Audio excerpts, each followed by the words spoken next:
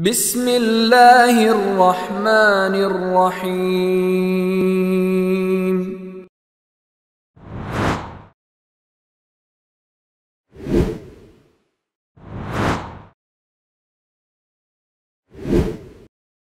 Bismillahirrahmanirrahim. Assalamualaikum warahmatullahi wabarakatuh. Innal hamdalillah nahmaduhu wa nasta'inuhu wa nastaghfiruh wa na'udzu billahi min sururi anfusina wa min sayyiati a'malina. May yahdihillahu fala mudhillalah wa may yudlil fala hadiyalah.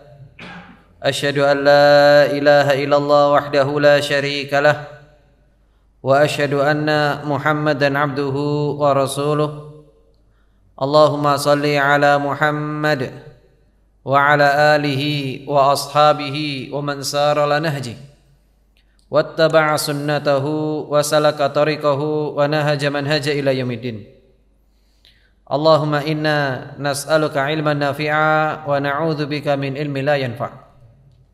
Allahumma inna nas'aluka al-ikhlas was-sidqa fi qawli wal amal, la hawla wa la quwata illa billah. Allahumma tahhir a'malana minar riya' wa tahhir qulubana minan nifaq wa tahhir alsinatana minal kadhib wal ghiba wan namimah wa tahhir a'yunana minal khiyanah. Jamaah sekalian rahimakumullah, alhamdulillah kita bersyukur kepada Allah Ta'ala karena kita dipertemukan lagi di majelis ilmu. Semoga kita semuanya mendapatkan ilmu yang manfaat, amin. Kita lanjutkan pembahasan kita daripada tema Tazkiyatun Nafs yang kita ambilkan daripada kitab Bahrul Ra'iq fi Zuhdi wa Raqa'iq yang ditulis oleh Dr. Ahmad Farid hafidhahullah. Sampailah kita pada tema tentang racun-racun hati, dan kita sudah membahas tentang racun hati itu, yaitu fudul al-kalam, berlebih-lebihan dalam berbicara, Pak.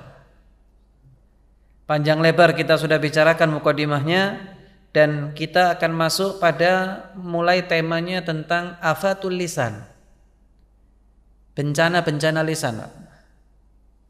Jadi kalau kita sudah ceritakan tentang pentingnya menjaga lisan, kemudian ciri seorang mukmin itu ketika mukmin lain merasa aman dari gangguan tangan dan lisannya, kemudian kita tahu bahwa sesungguhnya setiap omongan kita bakal dihisab sama Allah Ta'ala, maka pada kesempatan ini kita akan masuk apa sih bencana-bencana lisan yang paling dahsyat, yang kadang kita kepleset di situ. Kadang kita kepleset, Pak. Semoga Allah Ta'ala mengampuni kita atas dosa tersebut, Pak. Apa itu? Ada beberapa bencana-bencana lisan. Yang pertama yang disebutkan oleh Dr. Ahmad Farid yaitu apa? Ghibah. Apa, Pak, kira-kira ghibah ini, Pak? Gosip kalau bahasa kita. Ngerasani, membicarakan orang lain. Subhanallah. Maka kita akan lihat definisi ghibah yang paling tepat. Tidak ada lain kecuali definisi ghibah sebagaimana penjelasan Rasul sallallahu alaihi wasallam. Apa itu? Dari sahabat mulia Abu Hurairah, an Abi Hurairah anna Rasulullah sallallahu alaihi wasallam qala atadruna mal ghibah. Kata Rasulullah sallallahu alaihi wasallam, dari hadis ini diriwayatkan daripada sahabat Abu Hurairah, Rasul pernah tanya kepada para sahabat, atadruna mal ghibah, tahukah kalian apa itu ghibah? Sahabat hanya bisa mengatakan Allah wa rasuluhu a'lam, Allah dan Rasulnya yang tahu. Allah dan Rasulnya yang tahu. Kemudian Rasulullah menjelaskan tentang definisi ghibah, yang kita perlu merenungkan tentang definisi ini. Apa kata Rasulullah?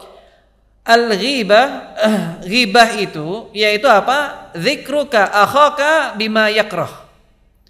kamu menyebutkan tentang saudaramu yang dia nggak suka, yang kalau dia dengar dia nggak suka.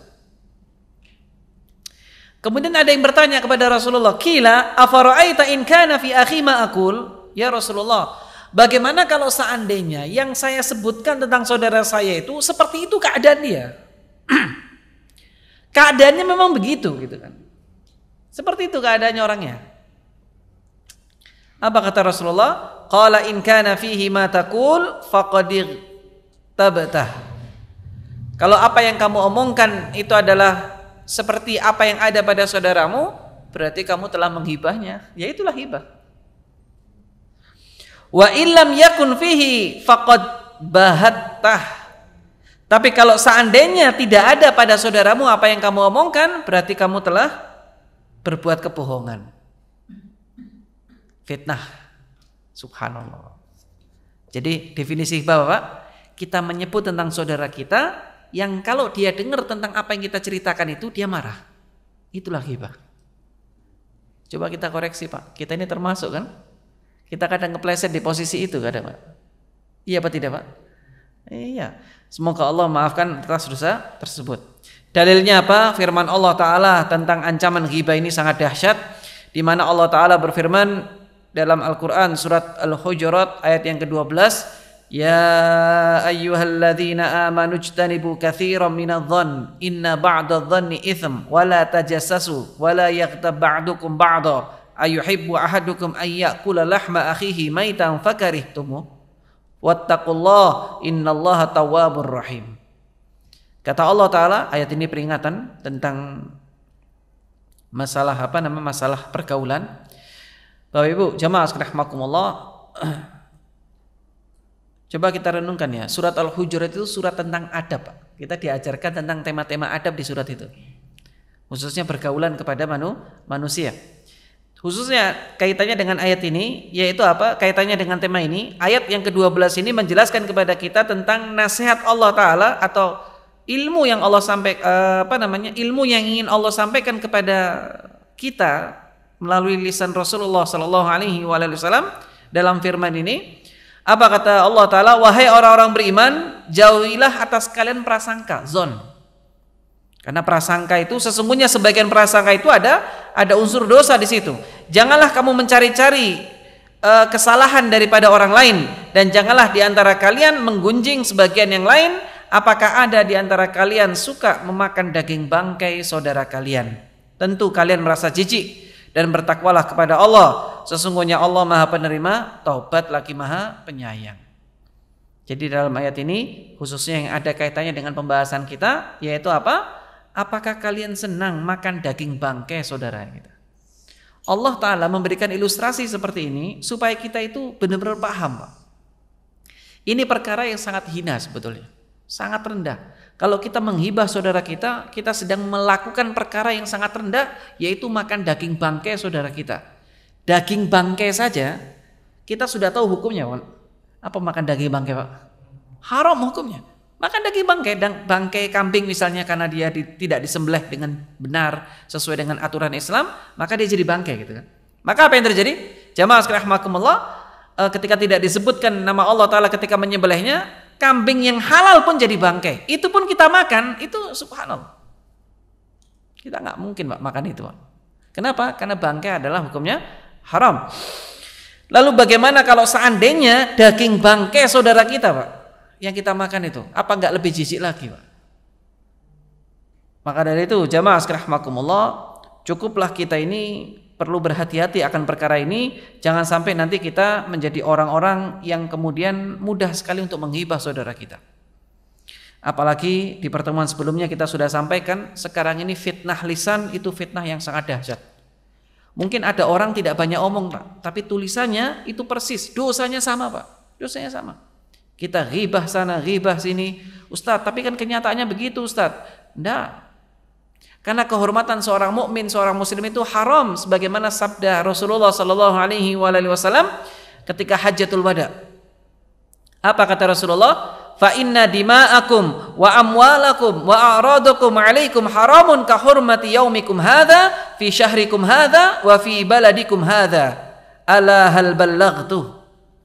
Kata Rasulullah sallallahu alaihi wasallam, sesungguhnya darah-darah kalian, ya, harta-harta kalian, kehormatan kalian haram atas diri kalian sebagaimana haramnya hari ini, maksudnya pada saat haji itu. Kemudian sebagaimana haramnya bulan ini, bulan haram, dan sebagaimana haramnya negeri ini, yaitu 2 kota suci. Subhanallah. Apa jemaah sekalian rahimakumullah? Ini perkara yang sangat dahsyat sampai dijadikan oleh Rasulullah SAW adalah nasihat-nasihat terakhir, karena setelah Hajatul Wada ini Rasul nggak lama kan meninggal, Pak. Beberapa hari setelahnya, tidak lama lah, bermacam-macam pendapat tentang berapa hari setelah itu. Yang jelas nggak lama setelah itu Rasulullah meninggal dunia. Artinya ini wasiat terakhir, Pak. Wasiat Rasulullah yang paling akhir diantaranya adalah perkara menjaga kehormatan seorang mukmin. Bayangkan, harta kalian, darah kalian, nggak boleh menumpahkan darah seorang muslim, seorang mukmin dengan seenaknya, nggak boleh, Pak, nggak boleh sembarangan. Kemudian ngambil hartanya orang tidak boleh secara sembarangan, bahkan kehormatannya pun juga haram, nggak boleh kita lecehkan seenaknya, Pak, nggak boleh, tidak boleh kita melecehkan, karena itu adalah perkara yang paling buruk. Sampai-sampai kata Ali Zainal Abidin, yaitu Ali bin Husain Zainal Abidin, cicit Rasulullah Sallallahu Alaihi Wasallam, di mana beliau mengatakan apa? Jauhilah atas kalian ghibah, jauhilah ghibah, jauhi ghibah itu, jauh, tinggalkanlah ghibah itu, karena sesungguhnya ghibah itu adalah makanannya anjing-anjing manusia. Subhanallah, agak kasar bahasanya, Pak, tapi memang ini perkara yang sangat rendah jamaah sekalian rahimakumullah. Ghibah ini adalah perkara yang kita sudah sampaikan, di mana ketika seseorang itu berghibah maka dia sedang menodai kehormatan orang lain. Nah, kira-kira apa, Pak, sebabnya orang ghibah itu? Ada sebabnya, Pak. Kenapa orang jatuh pada perkara ghibah? Kira-kira kenapa, Pak? Disebutkan oleh Dr. Ahmad Farid ada beberapa sebab kenapa kita itu melakukan ghibah. Dan mungkin kita kadang kepleset di sini, Pak. Semoga Allah maafkan kita semuanya. Apa yang pertama? Biasanya orang hibah itu untuk melampiaskan marahnya. Marah sama teman, marah sama tetangga, marah sama siapa lagi, Pak? Orang di rumah gitu kan. Dia terpaksa menghibah. Kenapa? Karena dia marah. Seseorang telah melanggar hak orang lain sehingga dia terpancing untuk marah, maka setiap kali dia berkobar kemarahannya, maka dia melampiaskannya dengan ngerasani orang itu. Ghibah orang itu. Subhanallah. Ustaz, tapi dia itu kan lagi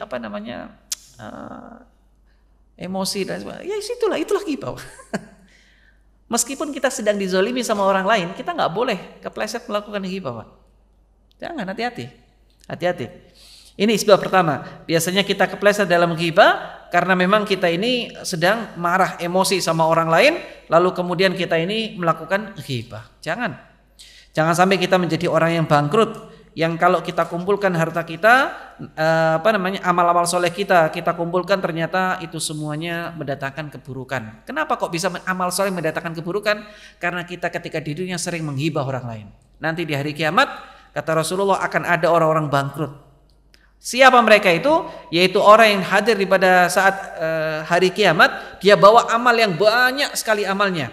Lalu kemudian ternyata dia banyak menzolimi orang lain, menodai kehormatan orang lain, melecehkan kehormatan orang lain, maka apa yang terjadi? Ternyata amal-amal baiknya diberikan kepada orang yang dia zolimi. Terus sampai habis masih ada orang yang nuntut, lalu kemudian dia tetap akan dihisap sama Allah Ta'ala. Karena nggak punya amal soleh, maka dosanya orang ini diberikan kepada dia. Ini orang yang paling bangkrut. Sudah capek sholat malam, capek baca Quran, capek infak, capek kemudian puasa sunnah, capek membantu orang lain, semuanya dia sudah lelah, ternyata ujung-ujungnya dikasihkan ke orang lain. Nah ini jemaah sekalian rahimakumullah, jangan sampai kita kepleset dalam perkara ghibah. Ini yang pertama, alasan kenapa orang ghibah, untuk melampiaskan marah. Yang kedua, yaitu apa yang menyebabkan orang itu ghibah? Basa-basi dengan teman-temannya. Jadi karena kebetulan duduk sama temannya, lalu kemudian setelah itu temannya lagi ngerasani orang lain, waduh, nggak enak. Dia mau ninggal nggak enak. Maka mau nggak mau dia basa-basi untuk ikut-ikutan ghibah. Padahal itu tidak boleh. Waduh, nggak enak. Kenapa? Temannya sedang ngerasani bosnya misalnya, atau temannya sedang ngerasani tetangganya misalnya. atau temannya sedang mengomentari tentang rekannya misalnya, maka subhanallah dia nggak enak, mau nggak mau dia harus ikut, padahal dia sebenarnya tahu ini nggak boleh, tapi dia terpaksa ikut. Maka kata para ulama, di antara cara untuk kemudian menyelesaikan supaya kita tidak terlibat dalam majelis ghibah semacam itu, caranya bagaimana? Tinggalkan. Jangan pakai kainak-kainaan dalam urusan dosa. Kalau ini sudah ada unsur dosa, tinggalkan sudah. Tinggalkan. Kenapa? Karena kalau kita cuma diam di situ, khawatirnya hati kita ikut condong. Saya nggak ikut komentar Ustaz. Iya, Anda nggak ikut komentar, tapi kemudian Anda ikut, lama-lama nanti akan dibisik oleh syaitan untuk terlibat dalam urusan itu. Sehingga mau tidak mau kita terpaksa harus ikut-ikutan akhirnya. Waduh, gak enak. Minimal mengiyakan. Setelah dia ngobrol, misalkan dia ngobrol berlima misalnya, dia orang keenam, berlima ini ngobrol bicara, dia diam saja. Begitu selesai dia ngobrol, dia tanya, ya apa menurutmu? Iya apa enggak? Benar apa enggak? Mau jawab enggak, ini kenyataannya gitu. Enggak dijawab ini gak enak dan lain sebagainya. Mau enggak mau dia mengiyakan. Maka terjadilah kesepakatan untuk melakukan dosa bersama. Subhanallah. Ini jamaah sekalian rahimakumullah. Maka cara yang terbaik untuk bisa selesai pada kasus ini yaitu tinggalkan. Begitu ada orang mulai membicarakan orang lain, tinggalkan. Dah. Kenapa Pak? Supaya hati kita tetap bersih Pak. Karena hati kita ini lemah. Kalau kita ikuti, kita nanti ikut-ikutan Pak. Pasti namanya manusia. Ini. Yang ketiga, jamaah sekalian rahimakumullah, di antara biasanya sebab orang itu menghibah orang lain yaitu apa? Untuk mengangkat dirinya. Supaya dirinya dianggap orang lain. Ini loh saya. Kalau dia ngomong gitu kan tidak enak Pak. Ini loh saya. Saya ini termasuk orang berilmu di sini.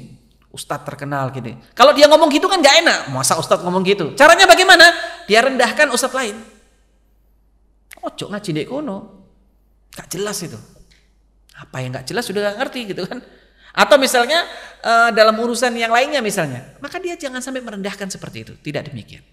Maka seorang mukmin, seorang muslim, tujuan dalam rangka untuk mengangkat dirinya, ini biasanya mendorong seseorang itu untuk melakukan ghibah. Supaya apa? Supaya orang lain dianggap rendah, dia dianggap tinggi. Nah, kalau gitu akhirnya apa? Dia diangkat menjadi orang yang hebat. Nah, ini yang enggak benar. Ini yang tidak benar. Karena itu jangan sampai kita melakukan yang seperti ini, jamaah sekalian rahimakumullah. Kemudian yang keempat, di antara sebab orang itu ghibah yaitu apa? Sendau gurau, main-main, istihza, bercanda. Jadi dia menirukan gayanya orang lain, menirukan cara jalannya orang lain dalam rangka istihza untuk melecehkan dan merendahkan kehormatan orang itu. Mohon maaf Pak, kalau ada orang jalannya mungkin nggak sempurna, dia tirukan. Ini termasuk ghibah. Termasuk ghibah, tidak boleh seperti itu, istihza semacam itu. Dan itu Allah ancam dalam Al-Qur'an surat Al-Lumazah, wailul likulli humazatil lumazah. Ini ancaman bagi mereka yang merendahkan, melecehkan orang, baik dengan perilaku, dengan omongan, enggak boleh. Ya, ancamannya sangat berat. Tidak boleh Pak, meskipun orang itu para pelaku dosa, kita enggak boleh berlebih-lebihan dalam melecehkan dan merendahkan. Pelaku dosa, ini sudah pasti dosa. Kita nggak boleh berlebih-lebihan, jamaah sekalian rahimakumullah. Kenapa? Karena bisa jadi nanti di ujung usianya dia taubat. Karena kita nggak tahu. Kita tidak pernah tahu bagaimana keadaan ujung usia seseorang. Karena itu jamaah sekalian rahimakumullah, hendaknya kita ini hati-hati untuk tidak gampang-gampang menghibah orang lain. Jangan. Sudahlah, jangan. Kita ini sudah banyak dosa, jangan ditambahi lagi dengan dosa-dosa yang berkaitan dengan manusia yang lain. Karena urusannya panjang Pak. Dosa pribadi kita dengan Allah aja sudah banyak kalau kita mau jujur. Ditambah dengan dosa dengan orang lain. Padahal dosa yang berhubungan dengan manusia itu nggak selesai dengan taubat. Harus kita selesaikan dengan cara apa? Minta maaf Pak. Keridhaan orang itu.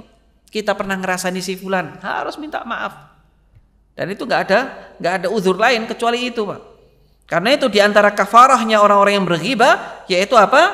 Ada nasihat dari para ulama, kalau kita sudah kepleset dalam ghibah, di antara kafaratnya, penebus dosanya, yang pertama yaitu hendaknya dia segera bertobat, jangan tunda sampai besok. Jangan nunggu Ramadan, Lebaran, jangan. Biasa orang kan nunggu Ramadan kan, wis nanti Ramadan atau Lebaran nanti minta maaf. Minta maaf saya dulu pernah ghibah sama kamu. Nah itu. Jangan kelamaan. Kemudian yang kedua apa? Yang kedua, kalau dia dulu pernah menghancurkan kehormatan seseorang di tempat umum, maka dia puji di tempat itu. Dia puji Pak.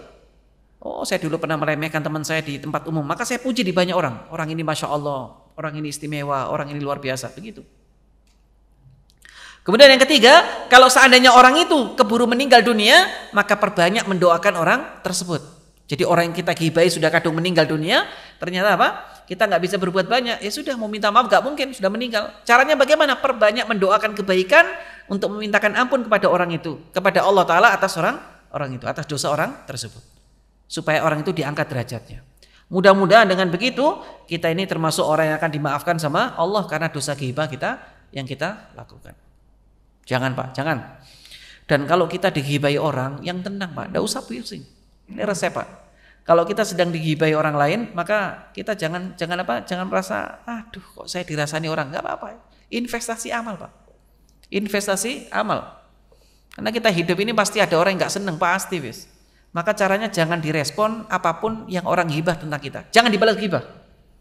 Karena itu nanti akan membuat kita terpleset dalam dosa yang terus berlanjut akhirnya. Caranya bagaimana? Ya sudah, maafkan. Kalau kita sanggup untuk memberikan keridhaan, maafkan, istimewa. Itu posisi yang paling baik di saat kita sanggup untuk membalas kezaliman orang, tapi kita milih untuk maafkan. Sebagaimana siapa Pak? Sebagaimana siapa?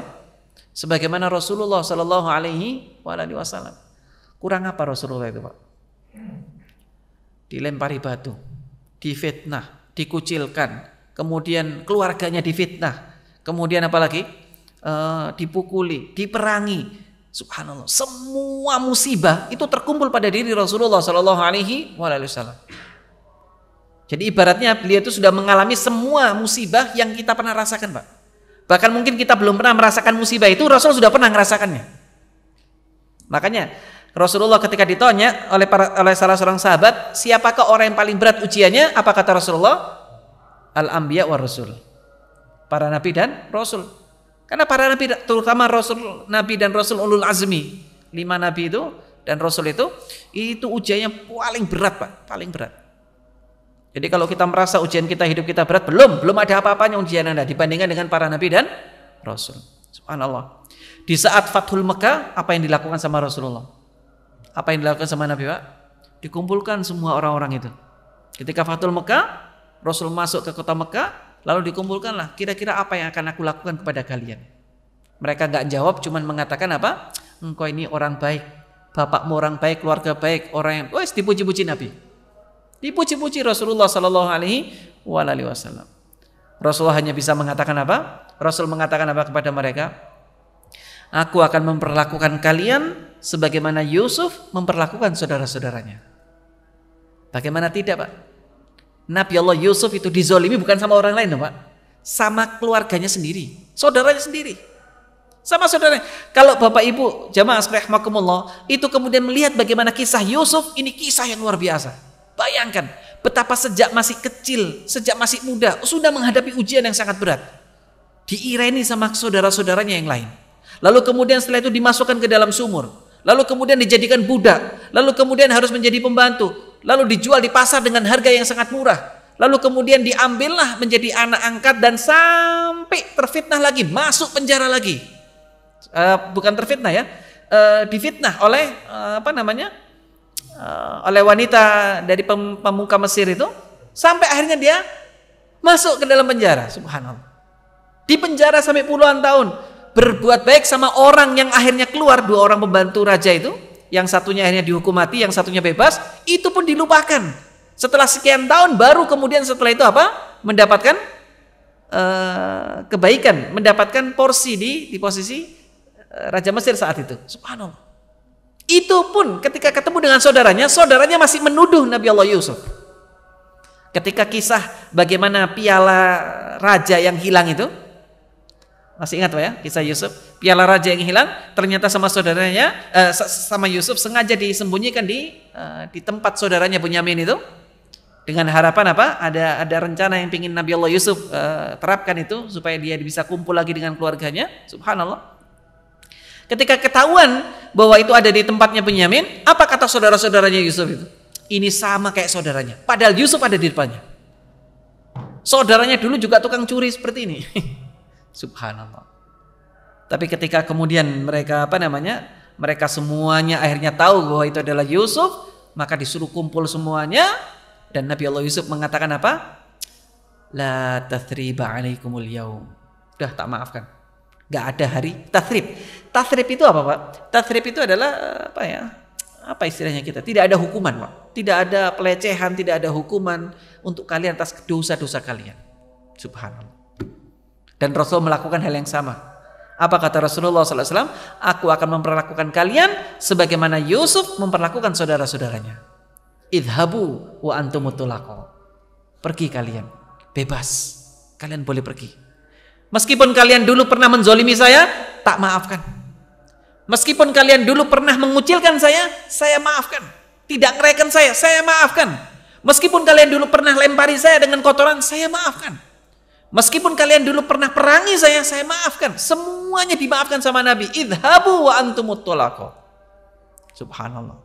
Itulah pemaafan yang paling besar kata para ulama, ketika seseorang sanggup untuk membalas tapi dia milih untuk maafkan.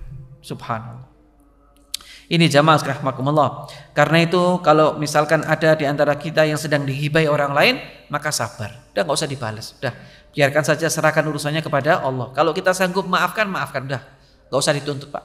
Gak usah dituntut. Dengan kita sering maafkan orang lain, mudah-mudahan nanti Allah maafkan kita atas dosa-dosa kita yang banyak. Ini tentang perkara ghibah. Karena itu ketika dulu ada orang ulama itu, ulama salaf itu ada yang ketika dighibah, datang muridnya.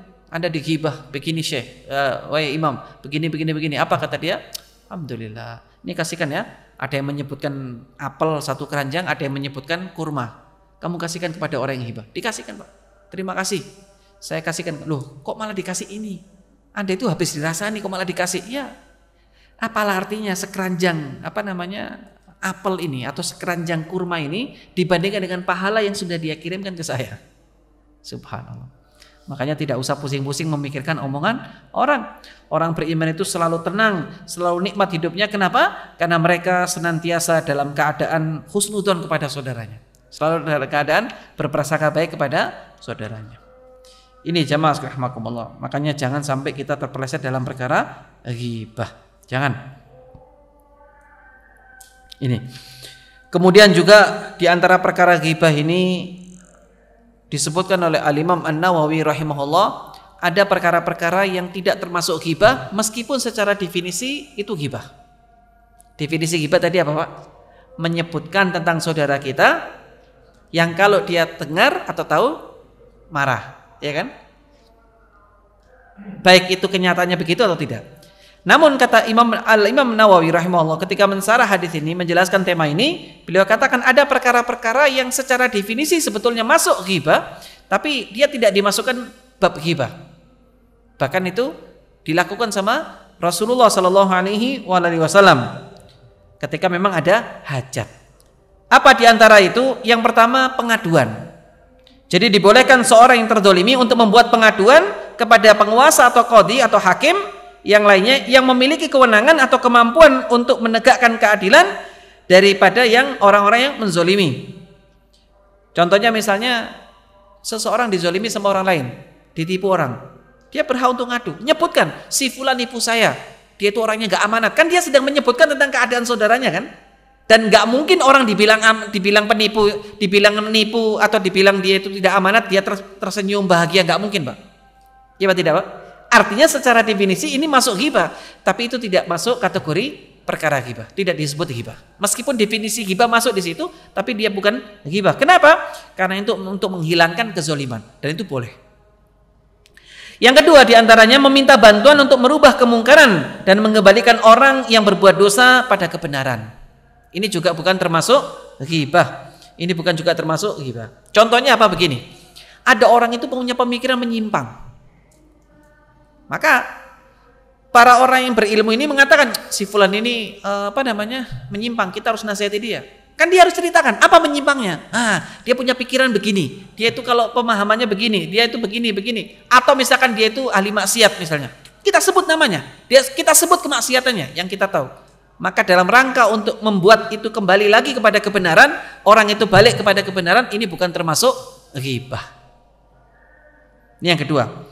Yang ketiga, ketika kita meminta fatwa kepada mufti, sehingga kita mau tidak mau menceritakan keadaan yang asli. Seperti contohnya misalnya begini. Ada orang seorang suami istri atau saudara sedang berselisih, maka otomatis dia minta fatwa bagaimana hukumnya ini. Atau seorang suami istri sedang berselisih, lalu kemudian dia ingin minta kejelasan hukum bagaimana. Maka jamaah sekalian rahimakumullah, ini boleh meskipun dia harus menceritakan keadaan pasangannya. Meskipun itu masalah private, masalah yang harus tersembunyi, tapi karena ini untuk minta fatwa, hukumnya begini, ini bagaimana? Mau tidak mau, dia harus ceritakan bagaimana kezoliman yang dilakukannya misalnya. Maka itu boleh. Ini bukan termasuk ghibah, meminta fatwa, dan itu boleh. Sebagaimana seseorang yang ketika datang, seorang wanita ketika datang kepada Rasulullah Shallallahu Alaihi Wasallam, ketika mau dia dilamar atau dipinang, bukan dipinang ya. Ada yang datang kepadanya untuk menjadikannya suami, menjadikannya dia istri, dia bingung harus milih yang mana. Maka Rasul menyebutkan tentang watak orang-orang yang disebutkan itu. Calon-calonnya dia disebutkan. Kata Rasulullah SAW, Abu Sofyan itu adalah lelaki yang kikir.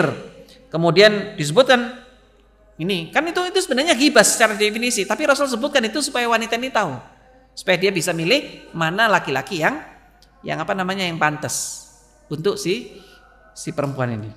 Dan itu bukan termasuk ghibah. Ini perkara-perkara yang memang tidak termasuk ghibah. Kemudian juga disebutkan pula, yaitu memperkenalkan seseorang apabila dia terkenal dengan julukan tertentu.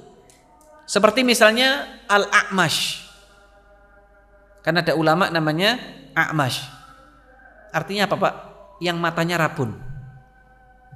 Subhanallah. Nah, ini jamaah sekalian rahimakumullah. Kemudian atau ada orang yang mohon maaf, dia itu dikenal sebagai dengan sebutan si pincang misalnya. Mohon maaf. Maka itu tidak termasuk ghibah. Atau misalnya pendek. Misalnya ada orang menyebut, "Kamu mau mencari siapa?" Muhammad. Nama Muhammad kan banyak. Orang ini lekat dengan label Muhammad yang pendek itu loh. Nah, atau Muhammad yang tinggi itu loh. Nah, itu tidak termasuk ghibah. Diperbolehkan sebagai pengenal dan diharamkan jika penyebutan ini dalam rangka menghina. Tapi kalau seandainya itu bukan untuk mengenalkan tapi untuk menghina, nggak boleh. Paham? Tahu bedanya Pak ya? Bisa dipahami kira-kira ya? Nah, menyebutkan ciri orang tertentu. Misalnya apa ya? Apa contohnya Pak? Tapi insya Allah paham lah, Bapak Ibu paham ya? Nah, ini jamaah sekalian rahimakumullah. Ini semuanya ada dalam kitab Syarah Nawawi ala Sahih Muslim. Insya Allah penjelasan itu lengkap di dalam kitab tersebut. Kecuali kalau dikhawatirkan fitnah jangan. Pokoknya menghindarilah. Tapi kalau seandainya memang dikenal, karena memang ada orang-orang tertentu memang lekat dengan label itu. Bahkan ulama pun ada. Seperti misalnya Hatim Al-Asam. Masih ingat ya? Hatim Al-Asam. Hatim Al-Asam ini sebenarnya Asam itu adalah tuli Pak. Beliau itu nggak tuli Pak sebetulnya. Beliau itu ulama besar. Label ini diberikan kepada beliau, ada kisahnya. Karena beliau ulama, sangat luar biasa, ahli hadis dan lain sebagainya. Maka ketika ada seorang wanita tanya dari balik tabir, ketika sedang bertanya, ternyata wanita ini kentut Pak. Buang angin. Bayangkan coba, buang angin. Bisa dibayangkan ya? Ini ulama besar, ngentut dan bunyi suaranya. Lalu kemudian Hatim Al-Asam mengatakan apa? Irfa' sautik, kamu angkat suaramu. Maksudnya diulang lagi pertanyaannya yang kerasin dikit lah. Maka diulang lagi. Kerasin dikit lagi. Diulang lagi. Sampai si orang ini menganggap ini orang ini agak tuli kayaknya. Apa tujuannya Pak? Tujuannya apa? Menjaga perasaan si perempuan ini supaya nggak malu kalau dia habis ngentut dengan kenceng tadi itu. Subhanallah. Sampai akhirnya beliau mendapatkan gelar Hatim Al-Asam. Imam Hatim yang tuli. Subhanallah.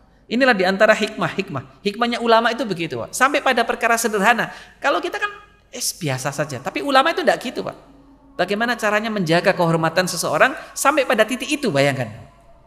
Subhanallah. Ini jamaah sekalian rahimakumullah. Jangan sampai nanti kita termasuk orang yang seperti itu. Dalam pengertian jangan sampai kita melecehkan ke orang lain dengan julukan-julukan itu yang akhirnya membuat perselisihan menjadi panjang. Bisa dipahami kira-kira Pak ya? Bisa ya? Nah, kemudian jamaah sekalian rahimakumullah, ini racun yang pertama, afatul lisan, bencana lisan yang pertama. Kemudian di sini disebutkan bencana lisan yang kedua. Jadi yang tadi ghibah, ada lagi dosa lain yang juga dahsyat sekali berkaitan dengan lisan, yaitu apa? Namimah. Adu domba, Pak.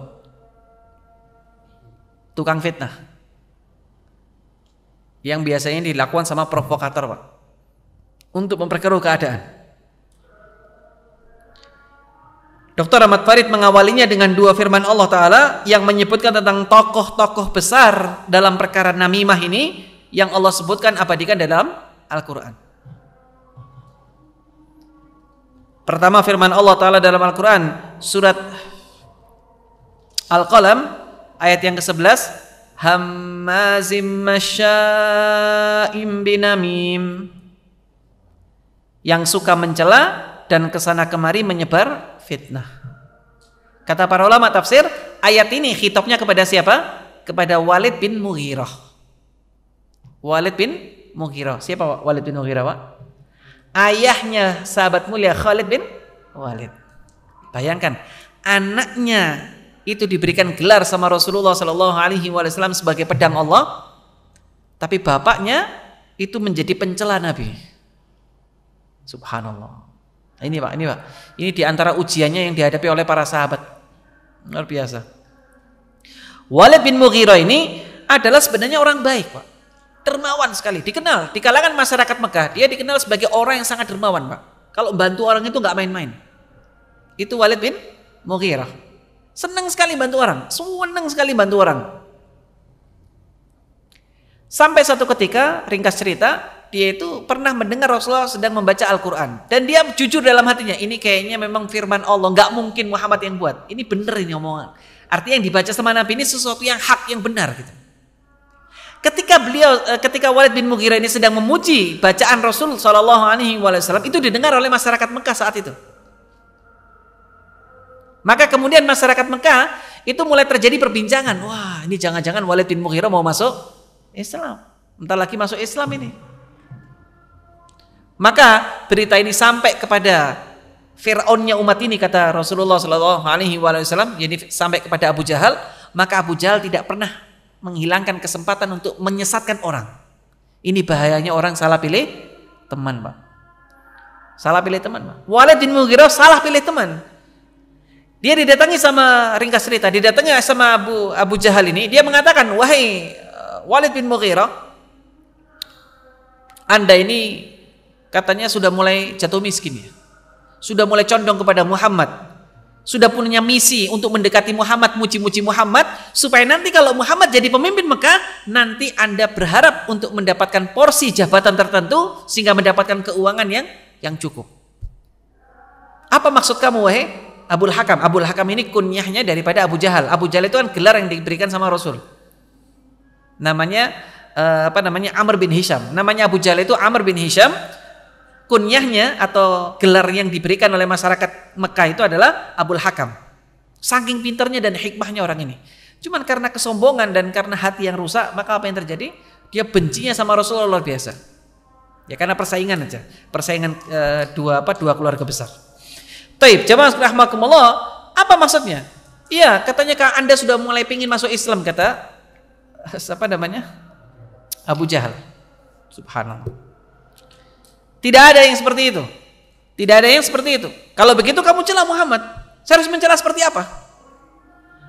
Saya harus mencela seperti apa? Kalau begitu panggil dia sebagai tukang sihir, kata Abu Jahal. Nggak mungkin, kita tahu Muhammad bukan tukang sihir. Dukun, bukan dukun. Penyair, kita tahu bagaimana Muhammad sallallahu alaihi wasallam Rasulullah ini nggak suka syair gitu kan. Terus mau cari apa? Al-Qur'an mengabadikan bagaimana cara mereka memberikan label kepada Rasulullah sallallahu alaihi wasallam. Dia memikir fakkara wa qaddar tsumma qutila kaifa qaddar tsumma nadhar tsumma abasa wa basar tsumma adbara wastakbara faqala in hadza illa sihrun yu'thar.